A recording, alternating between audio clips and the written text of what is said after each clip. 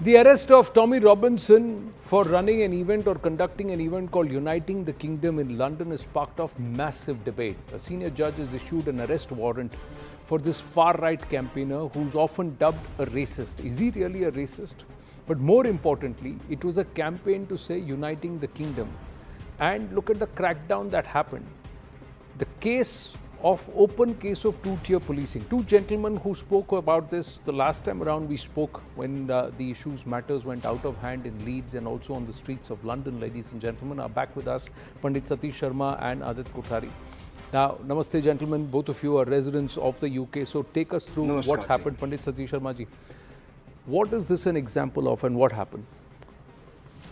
So Tommy was apparently arrested under the Counter-Terrorism Act. Now, he was leaving the country and stopped at a port. Now, the Counter-Terrorism Act is a particularly draconian and very, very forceful piece of legislation. The police and the authorities are allowed to detain a person with a very particular profile. And the profile in the letter of the law is that they can stop a person to determine that they may be involved or concerned in the commission, preparation, or instigation of acts of terrorism. So the powers are granted, but a prerequisite is that there is some sort of indication that terrorism is on the cards. Now, we had 100,000 people who were all in support of the same message that Tommy Robinson was giving whilst he was here in London. You mentioned this two-tier idea, and it's something that we've talked about before, the manner in which anti-Semitism marches are regulated and the manner in which the pro-Palestinian marches are regulated gave a clear indication that two-tier policing was here. But I have a bigger worry, and that is that it's not just two-tier, it may be multi-tier. You know, there is a principle that lady jurisprudence is blindfolded, and that is to prevent her looking at the identity of the person in front of her so that law can be given without fear or favour. Now, the worry is that we have got a Labour government with a Home Secretary, Yvette Cooper, who is on record as already expressing anti-Tommy Robinson views in public. We have a police force which has been heavy-handed with particular bias according to domestic protests. And finally, we now have the Terrorism Act being leveraged. The Terrorism Act is never leveraged except where there is a threat to national security. I don't think that's the case. My bigger concern his campaign was to unite the kingdom, and the Terrorism Act has been invoked against him. But was this act invoked against those who ran riot and ran amok in Leeds, Adit Kothari, or against those who were out there in an open show of what is nothing akin to the spirit of the United Kingdom not so long ago in London? No, absolutely not. I mean, here is the case where British polity is essentially demonstrating, that they are pandering to a certain section, while they are not. They're certainly uncomfortable with a certain section which actually wants to speak against the political correctness.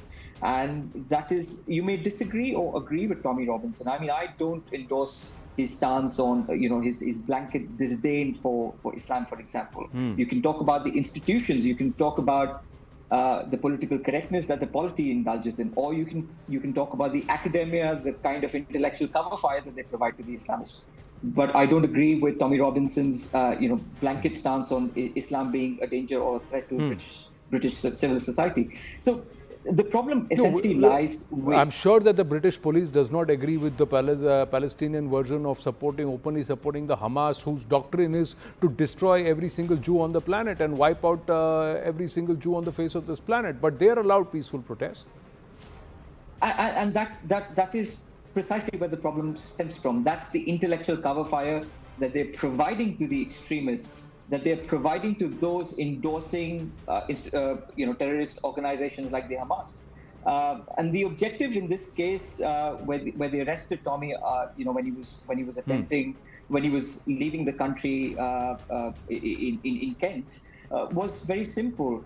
Under the Terrorism Act, you can actually arrest someone and you can have them behind prison for 14 days. As opposed to a standard procedure where you can arrest them for 24 hours, with when they can Right. enforce a bail condition. So the objective was basically to break him further.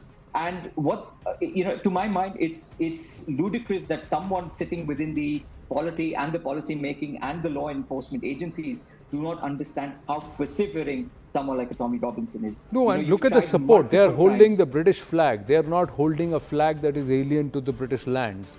They are holding the Union Jack, and then they have an opinion and they are expressing it. And the Riot Act has been read, and the Terrorism Act has been invoked, and that's what's being done. Isn't that in sharp contrast to what was witnessed last week? Gentlemen, we will speak at length on this, but I have to wind up for the moment. I have run out of time. Thank you. Thank you very much, Pandit Satish K. Sharma, and also Adit